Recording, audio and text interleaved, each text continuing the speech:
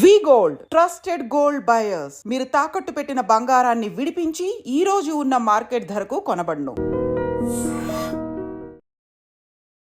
అందరికీ నమస్కారం. నేను Swaroopa Potlapalli. Welcome to iDream. ఒక్కోసారి ఓవర్ హైప్ కూడా మనకి నష్టం చేస్తుంది. ఈ మధ్య సంక్రాంతికి రిలీజ్ అయిన భారీ బడ్జెట్ సినిమాలు, అంతకు ముందుకు వచ్చిన పుష్ప 2 గురించి కూడా విపరీతంగా చర్చ జరిగింది. ఇప్పుడు ఆదాయపు పన్ను శాఖ ఐటీ టాలీవుడ్ మీద కన్నేసింది.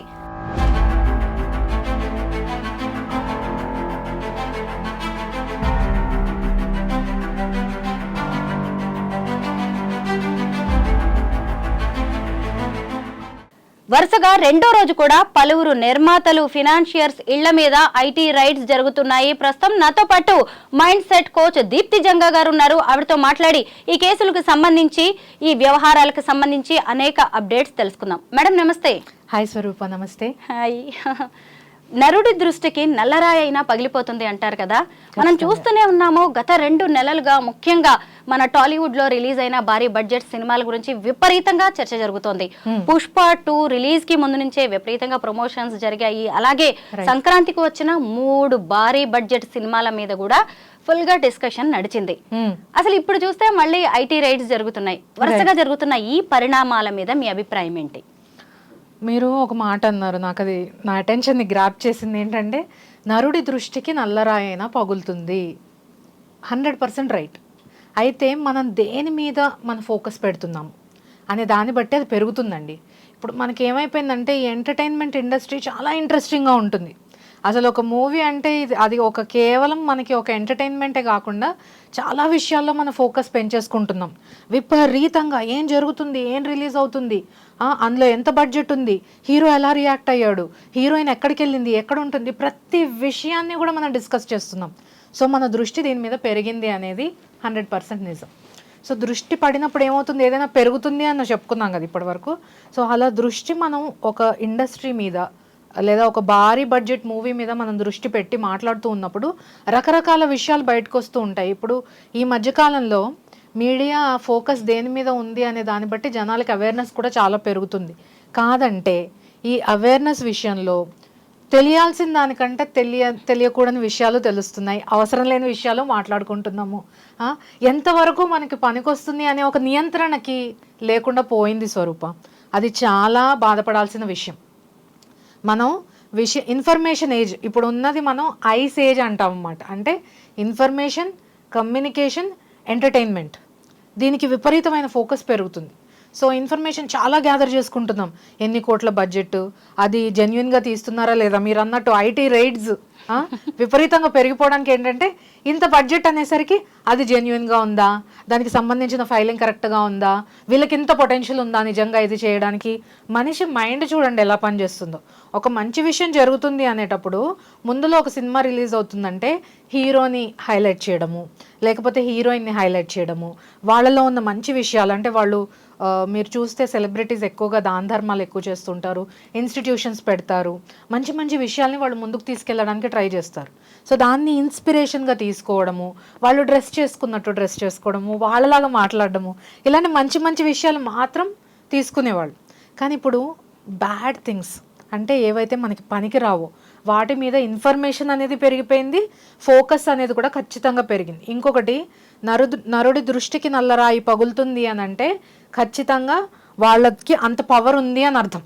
అలాంటి పవర్ వాళ్ళకు ఉన్నప్పుడు ఆ పవర్ని మనం మంచిగా అయినా వాడుకోవచ్చు, చెడుగా అయినా వాడుకోవచ్చు. సో మంచి విషయాల్ని నేర్చుకోండి, మంచి మీద మీరు దృష్టి పెంచుకోండి. డ్రెస్సింగ్ సెన్స్ నేర్చుకోండి, చాలా మంచి విషయం అది. వాళ్ళలాగా దాన ధర్మాలు చేయండి, చాలా మంచి విషయం. ఎందుకంటే మన డ్రెస్సింగ్ని బట్టి మనకి రెస్పెక్ట్ పెరుగుతుంది, దాన ధర్మాలు చేయడాన్ని బట్టి మన యొక్క గుడ్ కర్మ పెరుగుతుంది, మంచి కర్మలు పెరుగుతాయి. సో ఆ విషయంలో మీరు తీసుకోవాల్సింది పోయి, ఇన్స్పిరేషన్ తీసుకోవాల్సింది పోయి వాళ్ళ పర్సనల్ లైఫ్లో జొరబడిపోవడం, వాళ్ళకంత కెపాసిటీ లేదని చెప్పి జడ్జి చేసి ఐటీ వాళ్ళు రైడ్ చేయడం. మీ డ్యూటీ మీరు చేయండి, ప్రాబ్లం లేదు. ఐటీ వాళ్ళు రైడ్స్ చేయడం వాళ్ళ డ్యూటీ అది. కానీ ఒక పెద్ద బడ్జెట్ అనగానే ఇది కరెక్ట్గా ఉండదు అని ఒక జడ్జిమెంటల్ మైండ్ సెట్ అనేది బిల్డప్ అవుతుంది Swaroopa. It is very sad. ఒక దారుణమైన పరిణామం ఇది. మనిషి మైండ్ ఎదుగుతున్న ఏజ్లో ఉన్నాం మనం. ఎందుకంటే ఇన్నోవేషన్ పెరుగుతుంది. మీరు టెక్నాలజీ తీసుకోండి, టెక్నాలజీ కూడా మూవీ ఫీల్డ్లో చాలా పెరుగుతుంది. ఎంత మంచి మంచి మూవీ స్టిల్స్ కానీ లేకపోతే గ్రాఫిక్స్ కానీ ఇందులోకి తీసుకురాగలుగుతున్నాం మనం అంటే మన బ్రెయిన్ కెపాసిటీ పెరుగుతుంది, మన బ్రెయిన్ యొక్క శక్తి పెరుగుతుంది. అలాంటి మంచి అవకాశం మనకున్నప్పుడు, మంచి తెలివితేటలు మనకున్నప్పుడు దాన్ని ఎందుకు మీరు రేట్స్ రూపంగానో లేకపోతే వీళ్ళు ఇంత బడ్జెట్ పెట్టలేరు అనో, who are we to judge Swaroopa? నేను ఇంత ఖర్చు పెట్టగలను పెట్టలేను అని జడ్జి చేయడానికి మనం ఎవరో అని ఒక్క ప్రశ్న వేరేసుకోండి. Quality of our life equals quality of the questions we ask. మీరు ఎలాంటి ప్రశ్నలు అడుగుతున్నారనే దాన్ని బట్టి మీ జీవితం ఆధారపడి ఉంటుంది అని దాని అర్థం. సో మీరు మంచి ప్రశ్నలు అడగండి. మీరు ఎప్పుడైతే అక్కడికి వెళ్తారో బ్యాలెన్స్ షీట్స్ మెయింటైన్ చేస్తున్నారా, ఈ సంస్థ ఏదైతే ప్రొడక్షన్ ఫర్మ్స్ ఉంటాయో వాళ్ళ ప్రీవియస్ హిస్టరీ ఏంటి, ఇప్పుడు వాళ్ళు ఏది ఇంబైబ్ చేసుకుంటున్నారు, ఏది ఫాలో అవుతున్నారు, అది ఎంతవరకు కరెక్ట్గా ఉంది, ఎంతవరకు కరెక్ట్గా లేదు. మీరు ఒక రెస్పాన్సిబుల్ పొజిషన్లో ఉంటారు. ఐటీ రైడ్స్ చేసేవాళ్ళు, ఈ ఎవరైతే ట్యాక్స్ డిపార్ట్మెంట్లో ఉంటారో వాళ్ళు చాలా రెస్పాన్సిబుల్ పొజిషన్. ఎందుకంటే అన్యాయమైన సంపాదన పెరగకూడదు అనే ఒక ముఖ్య ఉద్దేశం రైడ్ చేయడానికి మెయిన్ కారణం. సో అలాంటప్పుడు చాలా రెస్పాన్సిబుల్గా బిహేవ్ చేయండి. మీరు ఏదో మనకు పవర్ ఉంది కదా అని చెప్పి విచ్చలవిడతనము, వాళ్ళని జడ్జి చేసేయడము, ఆ ప్రొడక్షన్ ఫర్మ్ని డిస్రెస్పెక్ట్ చేయాలి, వాళ్ళ పరువు తీసేయాలి అన్నట్టుగా బిహేవ్ చేయకండి. నా రిక్వెస్ట్ ఈ ప్లాట్ఫామ్ ద్వారా ప్రతి ఒక్క రెస్పాన్సిబుల్ పొజిషన్లో ఉన్న మీడియా, ఐటీ రేడ్స్ చేసే శాఖ, అలాగే రెస్పాన్సిబుల్గా ఉండాల్సినటువంటి సెలబ్రిటీస్, అలాగే మనం కూడా ఒక పౌరులుగా మనకు కూడా ఒక రెస్పాన్సిబిలిటీ ఉంది. స్టార్ట్ బికమింగ్ మోర్ రెస్పాన్సిబుల్గా బిహేవ్ చేయండి. మీ మైండ్ చాలా పవర్ఫుల్ టూల్. దాంట్లో వచ్చే ప్రతి ఆలోచనని మీరు క్వశ్చన్ చేయడం స్టార్ట్ చేయండి. మీకు క్వశ్చన్ చేసే రైట్ ఉంది కదా అని చెప్పి ప్రతి దాన్ని మీరు క్వశ్చన్ చేస్తే కొన్నాళ్ళకి మీ పవర్ పోతుంది. ఫోర్త్ ఎస్టేట్కు ఉన్న పవర్ మెల్లగా తగ్గుతుంది అనేది నిజం. ఎందుకంటే మనం దేని మీద ఫోకస్ పెట్టాలో దాని మీద ఫోకస్ పెట్టాలి. మైండ్ని కరెక్ట్గా యూజ్ చేసుకోవాలి. ఏవైతే ఈ హై బడ్జెట్ మూవీస్ ఉన్నాయో, సెలబ్రిటీస్ ఉన్నారో వాళ్ళని మనం కరెక్ట్ విషయానికై ఇన్స్పిరేషన్గా తీసుకుంటే ఖచ్చితంగా మనం దాంట్లో ఉన్న బెస్ట్ని తీసుకోగలుగుతామని నా ఒపీనియన్ స్వరూప. పుష్ప రిలీజ్ కి ముందు నుంచి కూడా జరిగిన పరిణామాలతో మనం ఇప్పుడు వాటి గురించి చర్చిద్దాం. ఏంటంటే ఇప్పుడు ఆ సినిమా డైరెక్టర్ సుకుమార్, ఆయన ఇంట్లో కూడా ఇప్పుడు ఐటీ రైడ్స్ జరుగుతున్నాయి. ఆయన్ని శంషాబాద్ ఎయిర్పోర్ట్ నుంచి డైరెక్ట్ గా ఇంటికి తీసుకొచ్చి మరి మొత్తం ఆఫీసర్స్ అయితే అతన్ని విచారణ జరుపుతున్నారు. ముఖ్యంగా ఏంటి అంటే పుష్ప 2 రికార్డ్స్ వసూళ్ల విషయంలో పెద్ద ట్రెండింగ్ విషయం అయిపోయింది, సెన్సేషన్ అయిపోయింది. ఎందుకంటే 2 రోజుల్లోనే 400 కోట్ల రూపాయలు వచ్చాయి. ఇప్పుడు 1850 కోట్లు వచ్చాయి పుష్ప 2 సినిమాకి అని చెప్తున్నారు. అయితే వాటన్నిటికీ సంబంధించి ఇప్పుడు వచ్చిన దానికంటే ఎక్కువ చెప్తున్నారా, లేదంటే మీరు ఐటీ అంతా పే చేశారా లేదా అని చెప్పేసి ఇప్పుడు గట్టిగా, ఇప్పుడు కొంతమంది తెలియకుండానే ఓవర్ గా అన్ని చెప్పేసుకుంటూ ఉంటారు కదా. ఇప్పుడు టాలీవుడ్ విషయంలో కూడా అలా జరిగిందంటారా? మన ఇళ్లలో కూడా సాధారణంగా మన దగ్గర డబ్బులు ఉన్నా గానీ చాలా మంది ఏమీ లేదు అని చెప్పుకుంటూ ఉంటారు. ఎందుకంటే మైండ్ సెట్స్ ఎదుటి వాళ్ళు మళ్ళీ ఎలా చూస్తారో ఏంటో, రేపు ఇది ఎటు తిరిగి ఎటు వెళ్తుందో అనే డిస్కషన్ కూడా కామన్ మ్యాన్ లో ఉంటుంది. ఇప్పుడు ఇది ఎగ్జాక్ట్లీ సినిమాకి కూడా అప్లై చేయొచ్చు అంటారా? ఖచ్చితంగా స్వరూపం. మనిషి అన్నవాడు కామన్. ఇక్కడ మీరు తీసుకున్నట్టయితే అది మూవీ ప్రొడ్యూసర్ అవ్వనివ్వండి, ఒక నార్మల్ ఆడియన్స్ కానివ్వండి, లేకపోతే ఐటీ డిపార్ట్మెంట్లో ఉన్నవాళ్ళు కానివ్వండి, ఈ ప్రొజెక్షన్స్ ఎవరైతే ఇస్తున్నారో, ఫైనాన్షియల్ ప్రొజెక్షన్స్ ఎవరైతే ఇస్తున్నారో వాళ్ళు కానివ్వండి, వీఆర్ ఆల్ హ్యూమన్ బీయింగ్స్. మనం అందరం ఫస్ట్ మనుషులం.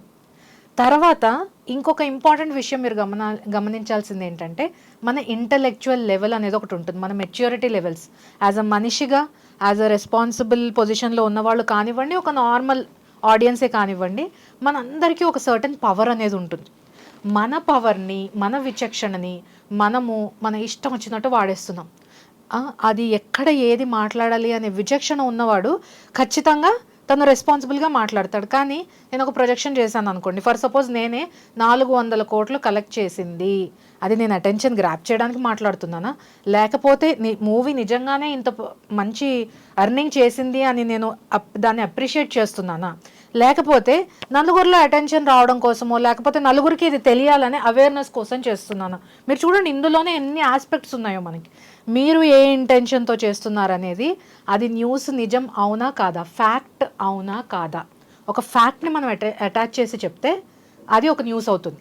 అంతేగాని నేను అటెన్షన్ కోసమో, లేకపోతే నలుగురిలో నాకు ఒక ఫేమ్ కోసమో నేను చేస్తున్నాను అనుకోండి, అది ఇవాళ తెలియకపోవచ్చు. ఎందుకంటే ఆన్ గ్రౌండ్ రియాలిటీ మీకు తెలియదు, నాకు తెలియదు.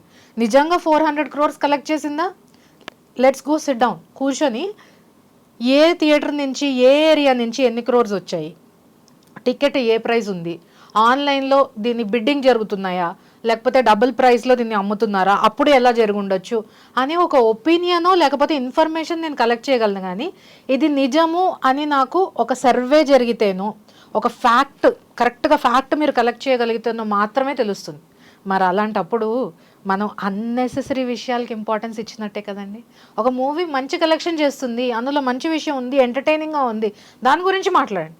ఇన్ని కోట్లు నిజంగానే కలెక్ట్ చేసిందా లేదా మనకి ఎలా తెలుస్తుంది? దానికి ఆధారం ఏంటి? న్యూస్లో పాజిటివ్ ఇన్స్పైరింగ్ న్యూస్ లేదా కాషన్ న్యూస్ ఉంటాయండి. అలాగే న్యూస్లో పనికిరాని ఇన్ఫర్మేషన్ కూడా ఉంటుంది. ఇప్పుడు మనం చెప్పుకున్నట్టు ఇది ఇన్ఫర్మేషన్ ఏజ్ కదా, సో ఇన్ఫర్మేషన్ చాలా ఉంది. ఇప్పుడు మీరు చూసుకుంటే ఒక ట్యాబ్లో టూల్ కనుక తీసుకొని news, variety of news, category of news, useful information, unuseful information అని కేటగరైజ్ చేయండి, మీ మైండ్ బ్లో అయిపోతుంది. న్యూస్లో ఇప్పుడు మనకి పనికొచ్చేదానికంటే కూడా పనికిరాని విషయాలే ఎక్కువ ఉన్నాయి అనేది మాత్రం ఫ్యాక్ట్. అందులోనూ మీకు నిజంగా పనికి రావాల్సిన విషయం ఉంది. మీరు ఇప్పుడు ఫర్ సపోజ్ ఫినాన్స్లో ఉన్నారనుకోండి, మీకు నిజంగా చాలా అవసరం. ఒక మూవీ ప్రొడక్షన్లో ఉన్నారనుకోండి, మీకు ఈ ఇన్ఫర్మేషన్ చాలా హెల్ప్ చేస్తుంది.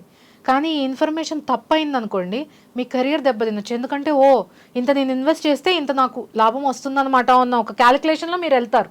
ఒక ప్రొడక్షన్ ఫర్మ్ కనుక మీకుండుంటే మీరు ఈ ఇన్ఫర్మేషన్ని బేసిస్ చేసుకుని మీ కెరియర్ డెసిషన్స్ తీసుకుంటున్నారు. So wrong information is poisonous, right information is inspiring. మీకు నెక్స్ట్ డెసిషన్ ఎలా తీసుకోవాలో మీ డెసిషన్ మేకింగ్లో మీ లైఫ్కి హెల్ప్ అవుతుంది. సో ఎవరు ఏం ఫిగర్స్ ఇస్తున్నారంటే కూడా ఫ్యాక్ట్స్ ఎవరు ఇస్తున్నారో ఆ న్యూస్ మీద మీరు ఎక్కువ ఫోకస్ చేయండి. నేను ఇలాంటి చాలామంది ఇన్ఫ్లుయెన్సర్స్ని, కంటెంట్ క్రియేటర్స్ని చూసాను. ఫ్యాక్ట్ తీసుకొని వస్తారు, కరెక్ట్ ఇన్ఫర్మేషన్ ఇవ్వాలనుకుంటారు. అలాంటి వాళ్ళని ఎంకరేజ్ చేయండి. కానీ ఎవరో ఏదో అనేసినంత మాత్రాన అది నిజమో అయిపోదు, అది మనకి పనికొస్తుందని కూడా మీరు అనుకోకండి. దీప్తి గారు, సక్సెస్ తలకెక్కితే మనిషి తనను తాను మర్చిపోతాడు అంటారు. అందరూ అలా ఉండకపోవచ్చు, కొందరు మాత్రం. అయితే సంధ్య థియేటర్ ఘటనలో ఒక మనిషి, ఒక రేవతి అనే ఆవిడ చనిపోయారు. ఆవిడ కొడుకు ఇప్పటికి కూడా చావు బతుకుల మధ్య ఉన్నాడు. అయితే ఆ టైంలో అల్లు అర్జున్ సరిగ్గా స్పందించలేదు, పైగా ఆ సక్సెస్ కిక్ లో ఆయన ఉన్నాడు అనే కొన్ని విమర్శలు కూడా వచ్చాయి. ఒక మనిషి సక్సెస్ వచ్చినప్పుడు దాన్ని ఎలా నిలబెట్టుకోవాలి, దాన్ని ముందుకు ఎలా తీసుకెళ్లాలంటారు? మానవతా దృక్పథంతో మనం ఫస్ట్ ఆ ఫ్యామిలీకి కండోలెన్సెస్, అలాగే గ్రాటిట్యూడ్ తెలుపుతూ వాళ్ళకి మంచి జరగాలనే ఉద్దేశం ప్రకటిస్తూ మనం మాట్లాడుకోవాల్సింది ఏంటంటే, ఒక పొజిషన్లో ఉన్నప్పుడు లేదా ఒక ఫేమ్ వచ్చినప్పుడు మనిషి నైజంలోనే మనకి విమర్శ అని ఉంది స్వరూప. మనిషి నైజంలోనే మీరు మంచి చేయనివ్వండి, చెడు చేయనివ్వండి, ఖచ్చితంగా విమర్శ అనేది ఎదుర్కొంటారు. ఆ రాముడు అంతటి వాడికి తప్పలేదు, పొలిటీషియన్స్కి కానివ్వండి, సెలబ్రిటీస్కి కానివ్వండి, ఎవరికైనా విమర్శ అనేది నార్మల్. ఎందుకంటే మన మనుషుల్లో 3 కేటగిరీస్ ఆఫ్ మనుషులు ఉన్నారు స్వరూప. మనం అందరితో కలిసి సహజీవనం చేస్తున్నాం ఈ సొసైటీలో. ఎలాంటి వాళ్ళు? అల్పులు, అధములు. వీళ్ళ మైండ్ సెట్ ఎలా ఉంటుందంటే నేను సెంట్రిక్ అనమాట. వాళ్ళు ఈ ప్రపంచం నా కోసమే ఉంది, నేను గొప్ప, నేను ఏదైనా మాట్లాడచ్చు, నాకు స్వేచ్ఛ ఉంది అని వీళ్ళ ఆలోచన ఈ లెవెల్లో ఉంటుంది. నెక్స్ట్ మధ్యములు. వీళ్ళ ఆలోచన ఎలా ఉంటుందంటే కొంచెం స్పృహ ఉంటుంది, కొంచెం మానవతా దృక్పథం ఉంటుంది, అన్నీ కొంచెం కొంచెంగా ఉంటాయి, పూర్తిగా మెచ్యూరిటీ ఉండదు వీళ్ళకి. వీళ్ళు విమర్శ చేస్తారు. ఈ అల్పులు అనేవాళ్ళు ఎక్కువగా విమర్శ చేస్తూ ఉంటారు, ఈ మధ్యములు కొంచెం తక్కువగా విమర్శ చేస్తారు. అలాగే బాగా మేధావులు ఉంటారు, ఒక స్పృహ అనేది ఎక్కువగా ఉంటుంది, పక్కన వాళ్ళ విషయం జోలికి అనవసరంగా వెళ్ళరు. సెలబ్రిటీస్లో కూడా అన్ని కేటగిరీస్ వాళ్ళు ఉంటారు. కేవలం ఒక పొజిషన్ వచ్చేసింది కదా అని చెప్పి ఒక పొలిటీషియన్ కానీ, సెలబ్రిటీ కానీ, మన ప్రొఫెషన్ కానీ, 4th ఎస్టేట్ కానివ్వండి, ఒక టీచర్ కానీ, ఒక లాయర్ కానీ, ఎవరైనా సరే ఈ హయ్యెస్ట్ మెచ్యూరిటీలో లెవెల్స్లో ఉండేవాళ్ళు మాత్రం చాలా తక్కువ. అల్పులు, అధములు, మధ్యములు మాత్రమే ఎక్కువగా ఉంటారు మన చుట్టుపక్కల సొసైటీలో. అలాంటి వాళ్ళు ఉన్నప్పుడు విమర్శ అనేది విపరీతంగానే ఉంటుంది. దాన్ని ఎలా ఎదుర్కోవాలి, దాన్ని ఎలా వాడుకోవాలి అనేది తెలిసిన వాడే ముందుకు రాణించగలుగుతాడు. ఇక ఐటీ రైట్స్ విషయానికి వస్తే, ఇప్పుడు దిల్ రాజు అనే ఆయన సెంటర్ ఆఫ్ అట్రాక్షన్ గా కనిపిస్తున్నారు. ఆయన తెలంగాణ ఫిల్మ్ డెవలప్మెంట్ కార్పొరేషన్ కి చైర్మన్ గా ఉన్నారు. అలాగే సంక్రాంతికి రిలీజ్ అయిన 3 సినిమాలకు కూడా ఆయన నిర్మాతగా, డిస్ట్రిబ్యూటర్ గా ఉన్నారనమాట. ఇప్పుడు ఆయనతో పాటు పలు నిర్మాణ సంస్థలు, ఫినాన్షియర్ ఇళ్ల మీద కూడా ఇప్పుడు ఐటీ రైట్స్ అనేవి జరుగుతూ ఉన్నాయి. అయితే ఈ సినిమాలకి సంబంధించి కూడా సంక్రాంతికి వస్తున్నాం, డాకు మహారాజ్, గేమ్ చేంజర్, వీటి గురించి కూడా ఓవర్ హైప్ ప్రమోషన్ అనేది జరిగింది. జరిగింది. అది ఇప్పుడు దిల్ రాజ్ కి చుట్టుకుందంటారా? ఆయన ఇంటితో పాటు ఆయన ఆఫీసుల్లో, ఆయన కూతురు ఇళ్లలో, మిగతా వారి ఇళ్లలో కూడా ఇవన్నీ జరుగుతున్నాయి. ఎందుకంటే దీని వెనక ఉండే రాజకీయ కారణాలు వేరు, ఆర్థిక కారణాలు వేరు. కానీ సమాజం చూసే కోణం గురించి కూడా మనం మాట్లాడుకోవాలి దీప్తి గారు. ఖచ్చితంగా స్వరూప. మీకు ఒకటి చక్కటి సామెత చెప్తాను. తను తీసుకున్న గోతిలో ఆట తానే పడతాడట. సో ఇప్పుడు నా మూవీకి మంచి ప్రమోషన్ రావాలి అని చెప్పి ఎవరైనా నిర్మాతలు కానీ లేదా హీరో హీరోయిన్స్ కానీ ఓవర్గా ప్రొజెక్షన్ చేసుకున్నారు అనుకోండి, అది ఆ ఎక్స్పెక్టేషన్స్ రీచ్ అవ్వకపోతే నష్టపోయేది వీళ్ళే. ఖచ్చితంగా సినిమా తీసిన వాళ్ళకే నష్టం అది. సో ఎప్పుడైనా సరే ఎక్స్పెక్టేషన్ ఎక్కువగా ఉన్న చోట పర్ఫార్మెన్స్ నార్మల్గా ఉందనుకో, ఖచ్చితంగా ఆ రివ్యూస్ అనేవి పడిపోతాయి, ఎక్స్పెక్టేషన్స్ అనేవి తగ్గిపోతాయి, మీకు ఆ రెవెన్యూస్ కూడా తగ్గిపోతాయి. సో ఓవర్ బిల్డప్ ఇచ్చేసేది మనం పబ్లిసిటీ కోసమా? నిజంగా మూవీ అంత బాగుండబోతుంది అనుకో, క్యూరియాసిటీ మీరు బిల్డ్ చేయాలనుకుంటున్నారు, దానికి డిఫరెంట్ మెథడ్స్ని ఇన్నోవేట్ చేయాలనేది నా ఒపీనియన్. ఖచ్చితంగా మీరు ఒకటే ఏదో ఇప్పుడు సడన్గా ఎవరో మనం వెనకాల సెలబ్రిటీస్ కొంతమంది అంతగా ఈ మధ్య లైమ్ లైట్లో ఉండకపోతారు, వాళ్ళకి ఏదో కావాలనిపిస్తుంది, వాళ్ళు ఏవో పిచ్చి పిచ్చి చేష్టలు చేసి సడన్గా లైమ్ లైట్లోకి రావాలనుకుంటున్నారు. విపరీతంగా ఎక్స్పోజ్ చేయడమో, లేకపోతే వాళ్ళ పర్సనల్స్ గురించి, లేకపోతే ఎవరో ఫేమస్గా ఉన్న వాళ్ళని విమర్శ చేయడం ద్వారానో వాళ్ళు ఫేమస్ అవ్వాలనుకుంటున్నారు. ఈ చీప్ ట్రిక్స్ కొంచెం పక్కకు పెట్టేసేయండి. ఎందుకంటే ఈ రోజు మీకు లైమ్ లైట్ దొరకచ్చు, కానీ ఈవెన్చువల్గా మళ్ళీ నిజం ఏంటి అనేది ఆడియన్స్కి తెలిసిన తర్వాత మీ లెవెల్, మీ స్థాయి పడిపోతుంది. సో ఓవర్ ప్రొజెక్షన్స్ అనేవి ఎవరికి మంచిది కాదు. అది మీడియా వాళ్ళే క్రియేట్ చేయొచ్చు, సెలబ్రిటీసే క్రియేట్ చేసుకుని ఉండొచ్చు, లేకపోతే ఒక ఇండివిజువల్ తన ఛానల్ ప్రమోషన్ కోసమో లేకపోతే వాళ్ళ మీడియా సంస్థ కోసమో చేసి ఉండొచ్చు. ఎవరు చేశారు అనేది అప్రస్తుతం అంట నేను. ఎందుకంటే అవుట్పుట్ ఏంటి అనేదే కదా మనకి ఇంపార్టెంట్. ఇప్పుడు ఒక సర్జన్ వచ్చారు, మీరు ఫారెన్ నుంచి కొన్ని లక్షలు ఖర్చు పెట్టి పిలిపించారు, బ్రెయిన్ సర్జరీ కోసం పిలిపించారు, మీకు ఫెయిల్ అయింది అనుకోండి, ఖచ్చితంగా మీరు విమర్శ ఎదుర్కోవాలి, మీ పర్పస్ అచీవ్ అవ్వదు. అదే సక్సెస్ అయింది అనుకోండి, మానవతా దృక్పథంలో ఒక హై ఫేమ్ ఉన్న ఇండివిజువల్కి ఒక బ్రెయిన్ సర్జరీ చేయడానికి మేము ఇక్కడి నుంచి పిలిపించాము, ఈయన కోలుకున్నారు అనేది ఒక మంచి అవుట్పుట్ కదా. సో ఎవరు చేశారు, ఎందుకు చేస్తున్నారు అనే దానికంటే కూడా పర్పస్ అచీవ్ అయ్యిందా లేదా అనేది మాత్రమే ముఖ్యం స్వరూప.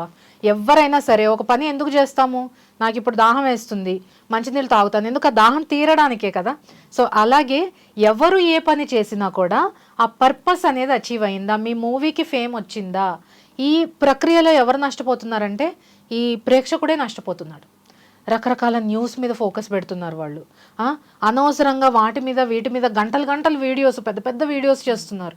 మీరు నిజంగా జనాల్ని ఎడ్యుకేట్ చేయాలని, జనాలకి ఒక నిజమైన ఇంట్రెస్ట్ ఆ మీరు అన్నట్టే మూవీస్ మీద, సెలబ్రిటీస్ గురించి, మంచి మంచి విషయాల గురించి చెప్పండి. ఎందుకు వినరు జనాలు?